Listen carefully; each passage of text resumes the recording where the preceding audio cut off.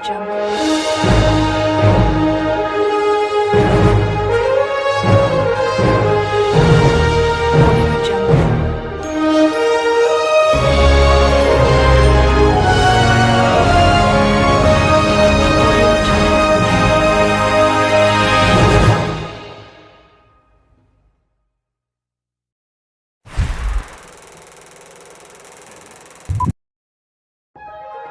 Audio Jungle. Audio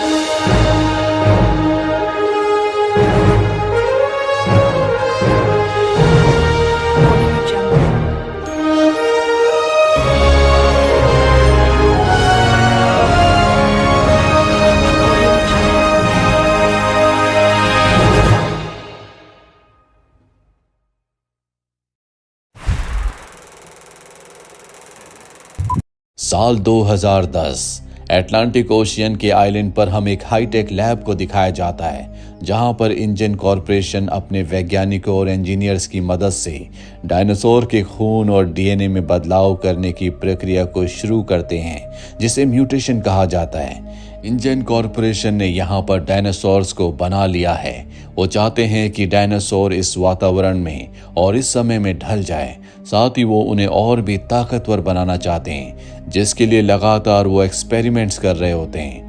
जिस experiment के दौरान वो एक टीरेक्स के डीएनए को बदलने की कोशिश करते हैं, तभी वहां पर एक वर्कर से गलती हो जाती है और उसकी गलती की वजह से वहां पर एक भयानक तबाही आती है। इस पूरी प्रक्रिया के दौरान मशीनों में खराबी आ जाती है।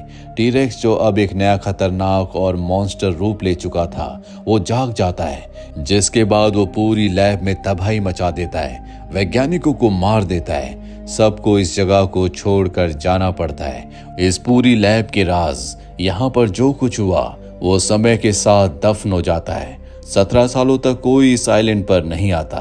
17 सालों के बाद हमें मार्टिन नाम के एक आदमी को दिखाया जाता है जो एक बहुत बड़ी फार्मास्यूटिकल कंपनी में हाई लेवल एग्जीक्यूटिव है, जिस कंपनी का नाम है पार्कर जेनिक्स, जो दुनिया की सबसे घातक बीमारियों के इलाज खोजने के लिए मशहूर है। लेकिन इस वक्त दुनिया एक और नई गंभीर स्वास्थ्य समस्या से जूझ रही है, एक अजीब और तेजी से फैलती दिल की बीमारी जो आम इंसानों के लिए अब सामान्य बनती जा रही थी। पार्कर जेनिक्स के रिसर्च डिपार्टमेंट को अंदेशा होता है कि आने वाले कुछ ही सालों में ये बीमारी दुनिया की 20% आबादी को अपनी चपेट में ले लेगी, यानी कि हर 5 में से 1 व्यक्ति को ये बीमारी होगी।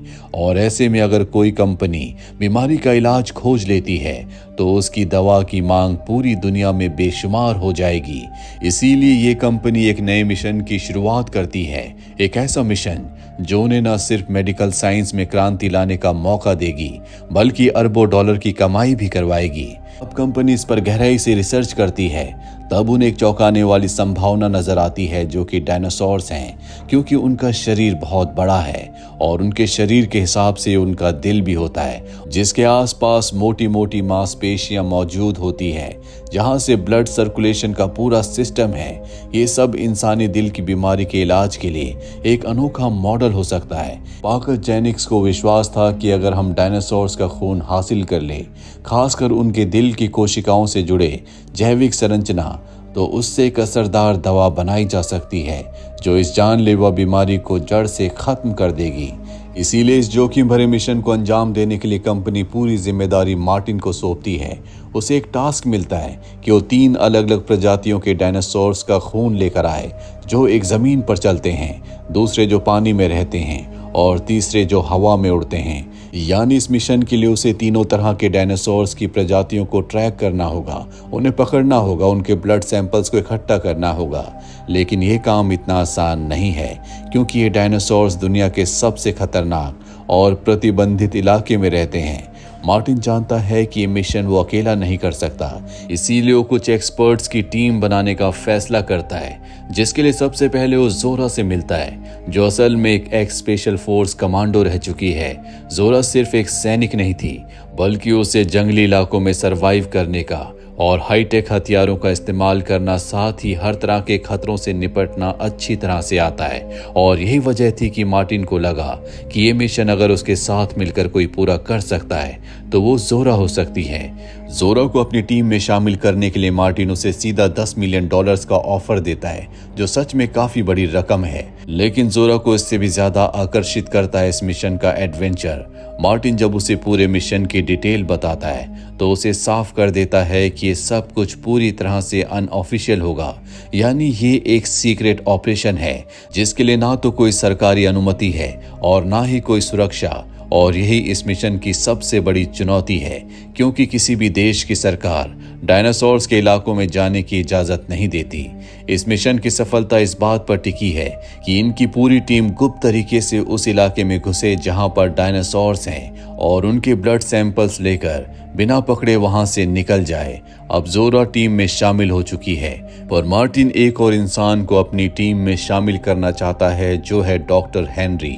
वो एक पैलियोंटोलॉजिस्ट है, यानी ऐसा वैज्ञानिक जो ओल्ड फॉसिल्स पर रिसर्च करता है। उसे डायनासोर्स की बहुत गहरी जानकारी होती है और जब हेनरी उसे पूरे मिशन के बारे में बताता है तो वो इस मिशन में शामिल हो जाता है। उसे पैसों का लालच नहीं है, बल्कि वो डायनासोर्स को पास से देखना चाहता है। पर इतने बड़े मिशन के लिए 3 लोग काफी नहीं होते, इसीलिए जोरा अपने 2 और साथियों से मार्टिन को मिलवाती है, जो पहले जोरा के साथ काम कर चुके हैं। इनमें से एक फाइटर होता है और दूसरा नेविगेटर। मार्टिन इन दोनों को अपनी टीम में शामिल कर लेता है और अब ये पूरी टीम में 5 लोग शामिल हो चुके हैं। नेविगेटर के पास उसकी बोट होती है, लेकिन इससे पहले कि ये उस आइलैंड की तरफ निकलते हैं, नेविगेटर अपने 2 और साथियों को बुलाता है, जिसमें एक लड़की है, वो भी फाइटर है, और दूसरा एक अनुभवी नाविक। और अब ये 7 के 7 लोग उस आइलैंड की तरफ बढ़ चलते हैं। वहीं समंदर में हमें एक दूसरी बोट को दिखाया जाता है, जिसमें बोट का मालिक, उसकी 2 बेटियां और उसकी बड़ी बेटी का बॉयफ्रेंड होता है। दरअसल ये घूमते हुए एक आइलैंड से दूसरे आइलैंड की तरफ जा रहे होते हैं। तभी इनकी बोट से कुछ टकराता है और पानी की सतह के ऊपर एक बहुत ही खतरनाक जीव आता है, जो और कोई नहीं बल्कि वही खतरनाक मोसासोरस है, वही समुद्री पानी का डायनासोर जिसकी तलाश में मार्टिन अपनी टीम के साथ यहाँ पर आया है। मोसासोरस इनकी बोट को पलट देता है। ये जल्दी से तैरकर अपनी बोट के ऊपर शेल्टर लेते हैं और रेडियो से मदद के लिए मैसेज करते हैं। जो मैसेज मार्टिन की टीम के नेविगेटर को मिलता है, वो लोकेशन देखता है जो यहाँ से 45 किलोमीटर है, उसी आइलैंड के पास जहाँ पर ये जा रहे हैं। पर जब ये बात वो मार्टिन को बताता है तो मार्टिन कहता है कि पहले हमें डायनासोर्स के ब्लड के सैंपल्स को लेना होगा, क्योंकि उससे हमें पूरी दुनिया को बचाना है। उसके बाद ही हम किसी की मदद कर सकते हैं। पर नेविगेटर कहता है कि उन्हें मदद की जरूरत है, अगर हम वक्त पर वहां नहीं पहुंचे तो उनकी जान चली जाएगी। इसीलिए वो अपनी बोट को उस तरफ ले चलता है जहां पर वो देखता है कि बोट का ओनर, उसकी 2 बेटियां और बड़ी बेटी का बॉयफ्रेंड अब भी मदद के इंतजार में है। जल्दी वहां पर पहुंच जाते हैं, जिसके बाद वो चारों के चारों इनकी बोट में आ जाते हैं। वो बताते हैं कि समंदर के नीचे से एक बहुत बड़ा जीव बाहर निकला, जिसकी ना आज तक हमने फोटो देखी थी और ना ही कोई वीडियो, और उसने हमारी बोट को पलट दिया। मार्टिन समझ जाता है कि वो मोसासोरस है, वही पानी का डायनासोर जिसकी तलाश में वो यहाँ तक आया है। और तभी इनकी बोट के पास भी हलचल शुरू हो जाती है और अचानक से कई सारे मोसासोरस इनकी बोट के बहुत करीब आ जाते हैं। इसीलिए टीम के सारे मेंबर्स इस मौके का फायदा उठाने की तैयारी में लग जाते हैं। डॉक्टर हेनरी पहले एक खास योजना बना चुके थे।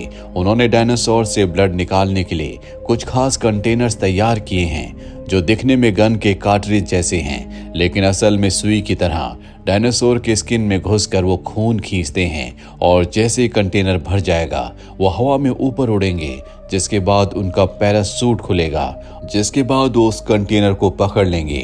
अब जैसे ही मोसासोरस बोट के करीब आता है, जोरा तेजी से गन के कंटेनर को फायर करती है। कंटेनर डायनासोर की बॉडी में घुस जाता है, ब्लड इकट्ठा करता है और फिर पैरासूट के सहारे हवा में उड़ते हुए नीचे आता है। टीम उसे कैच कर लेती है और इस तरह से पहला पड़ाव पार कर लेते हैं। इन्हें एक डायनासोर के ब्लड का सैंपल मिल चुका है। सब के सब बहुत खुश होते हैं और जल्द इनके सामने एक नया खतरा आता है। इस बार पानी के अंदर से एक दूसरे किस्म का डायनासोर, जिसका नाम स्पाइनोसोरस है, वो बोट पर हमला कर देता है, जिसके बाद इनके साथ जो मेल फाइटर होता है उस पर फायरिंग करना शुरू कर देता है, जो कि उसकी बहुत बड़ी गलती थी। और अब स्पाइनोसोरस उसकी तरफ आता है और सबके सामने उसका खात्मा कर देता है। और तभी जो पिछली बोट का ओनर था, उसकी बेटी पानी में गिर जाती है, जिसे बचाने के लिए वो भी कूद जाता है। साथ ही उसका बॉयफ्रेंड और उसकी सिस्टर भी पानी में कूद जाते हैं और ये सब के सब तैरते हुए पास ही के आइलैंड तक पहुंच जाते हैं। वही नेविगेटर अपनी बोट को संभाल रहा होता है। वो किसी तरह से किनारे तक बोट को ले आता है, पर जैसे बोट किनारे तक आती है चट्टान से टकराती है, जिस वजह से बोट को बहुत नुकसान पहुंचता है। पर ये सब के सब सुरक्षित होते हैं, ये भी किनारे तक पहुंच चुके हैं। और तभी एक बार फिर से स्पाइनोसोरस इन पर हमला करता है और इनके साथ जो फीमेल फाइटर होती है उसे भी मार देता है। ये अपनी टीम के 2 लोगों को खो चुके हैं, साथ ही अब इनके वापस जाने का रास्ता भी बंद हो चुका है, क्योंकि इनके पास जो बोट थी वो भी टूट चुकी है। जोरा सबको बताती है कि मैंने पहले से एक बैकअप प्लान तैयार कर रखा था। मैंने अपनी एक दूसरी टीम को पहले से हिदायत दी थी कि अगली सुबह वो हेलीकॉप्टर से इस आइलैंड की तरफ आए और अगर उन्हें कोई ऊंचाई पर दिखाई दे तो वो उन्हें रेस्क्यू कर लें। इसका मतलब ये है कि इन्हें बाकी 2 डायनासोर्स के ब्लड सैंपल्स को लेने के बाद ऊंची जगह पर जाना होगा ताकि इन सब को रेस्क्यू कर लिया जाए। नेविगेटर कहता है कि मैं जानता हूं कि हेलीकॉप्टर वाले लोग नीचे नहीं आएंगे, क्योंकि उन्हें पता है कि इस आइलैंड पर बहुत खतरा है। वो बहुत कम समय के लिए आइलैंड के आसपास रहेंगे, इसीलिए हमें जल्द से जल्द अपना काम खत्म करके ऊंची जगह पर जाना होगा ताकि इन सबको बचा लिया जाए। लेकिन इनके सामने एक और प्रॉब्लम होती है। जो पिछली बोट का ओनर था वो अपनी दोनों बेटियों और अपनी बड़ी बेटी के बॉयफ्रेंड के साथ इसी आइलैंड पर फंसा हुआ है, लेकिन दूसरी लोकेशन पर। ये सब उन्हें भी बचाना चाहते हैं, पर सबसे पहले इन्हें ब्लड सैंपल लेना होगा, जिसके लिए जंगल के अंदर जाते हैं जहां पर इन्हें अजीब अजीब से जीव जंतु दिखते हैं, साथ ही बहुत सारे अलग अलग तरह के डायनासोर्स भी। लेकिन इन्हें तलाश है उस खास टाइटेनोसोरस की जिसका ब्लड सैंपल इन्हें चाहिए। और जल्द इनकी आंखों के सामने टाइटेनोसोरस का पूरा एक झुंड होता है, जिसे देखकर ये बहुत खुश हो जाते हैं और अब पहले की तरह ये चुपचाप उनके करीब जाते हैं और ब्लड सैंपल को लेने में कामयाब हो जाते हैं। लेकिन अब इनके सामने सबसे बड़ी चुनौती है, क्योंकि इन्हें अब आसमान में उड़ने वाले डायनासोर जिसका नाम क्वेडलकॉटलस है उसका ब्लड सैंपल चाहिए। वो बहुत ही खतरनाक है, वो अपने आसपास किसी को बर्दाश्त नहीं करता। इसीलिए डॉक्टर हेनरी कहते हैं कि हमें उनके अंडों तक पहुंचना चाहिए। अंडों से हम ब्लड सैंपल ले लेंगे ताकि हम में से किसी की जान को खतरा ना हो। सबको उनका ये सजेशन बहुत अच्छा लगता है, जिसके बाद ये ऊंची चट्टानों पर जाते हैं जहां पर उस उड़ने वाले डायनासोर का घोंसला है। वहां पर इन्हें उसका अंडा मिल जाता है। डॉक्टर हेनरी बड़ी सावधानी से उसके अंडे को उठाते हैं और कंटेनर की मदद से उससे ब्लड निकाल लेते हैं। इनके पास अब तीनों डायनासोर्स का ब्लड है, बस अब इन्हें यहाँ से निकलना होगा। पर इससे पहले कि ये यहाँ से निकलते क्वेडलकॉटलस वहां पर आ जाता है। इन्हें अपने घोंसले के पास देखकर वो बहुत गुस्सा आ जाता है। वो इनके ऊपर हमला करता है और इनके साथ जो नाविक होता है वो उसे अपने पंजों में दबोच कर मार देता है। और इसी मौके का फायदा उठाकर जोरा, नेविगेटर और हेनरी यहाँ से भागने में कामयाब हो जाते हैं और शाम तक ये आइलैंड की उस पुरानी लैब में पहुंच जाते हैं, जहां पर इन्हें वो फैमिली भी मिल जाती है जो दूसरी बोट पर थी। सबको लगता है कि ये जगह शायद थोड़ी सुरक्षित होगी, लेकिन जैसे वो अंदर जाते हैं उन्हें एहसास होता है कि ये इलाका पहले जितना खतरनाक था अब भी उतना ही खतरनाक है। यहाँ कई सारे म्यूटेटेड डायनासोर अब भी मौजूद होते हैं जो इन पर अटैक करते हैं, लेकिन ये सब बचकर वहां से निकलने में कामयाब हो जाते हैं। लेकिन मार्टिन, जिसने अब तक खुद को टीम का लीडर साबित किया था, अचानक से वो बदल जाता है। जैसे उसे यकीन हो जाता है कि तीनों ब्लड सैंपल्स उसके पास हैं, वो अपनी जेब से गन निकालता है और पूरी टीम पर तान देता है। वो सबको धमकी देता है कि अब ये मिशन सिर्फ उसका है और कोई भी अगर उसके बीच में आया तो उसे जान से मार देगा।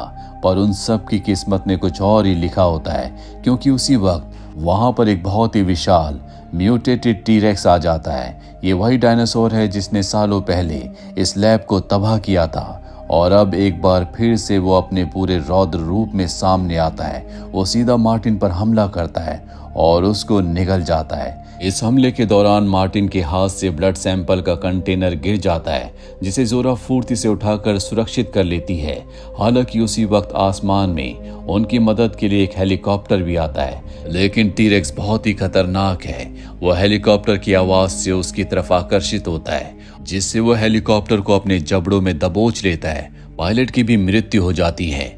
तभी ने वहां पर एक शिप दिखाई देता है जो कि इंजन कंपनी द्वारा इस्तेमाल किया जाता था। ये जल्दी से उस शिप पर चढ़ जाते हैं और जैसे उसे स्टार्ट करके वहां से निकलने की कोशिश करते हैं, टीरेक्स फिर से इनके ऊपर हमला कर देता है। नेविगेटर को याद आता है कि टीरेक्स रोशनी की तरफ आकर्षित होता है, इसीलिए वो एक फ्लेयर गन निकालता है और खुद शिप से दूर जाकर उसको चला देता है, जिससे टीरेक्स का ध्यान भटक जाता है। वो उस रोशनी का पीछा करता है जो कि नेविगेटर के हाथ में है। नेविगेटर अपनी जान की परवाह नहीं करता, वो अपनी जान देकर भी अपने साथियों को बचाना चाहता है। हालांकि जोरा उसे वापस बुलाती है, लेकिन वो कहता है कि ये करना जरूरी है। शिप धीरे धीरे टापू से दूर जाने लगता है और तभी फ्लेयर की रोशनी बुझ जाती है। जोरा को लगता है कि नेविगेटर अब इस दुनिया में नहीं रहा। टीरेक्स भी जंगल की ओर लौट जाता है, लेकिन तभी कुछ देर बाद एक और फ्लेयर आसमान में चमकता है और ये संकेत होता है कि नेविगेटर अब भी जिंदा है। जोरा बहुत खुश हो जाती है और अब शिप को मोड़कर वो उसी दिशा में ले जाती है जहां पर उसे नेविगेटर सही सलामत मिलता है। इस तरह से नेविगेटर की जान बच जाती है। इनके पास उन तीनों डायनासोर्स के ब्लड के सैंपल हैं। ये उस खतरनाक टापू से निकल चुके हैं।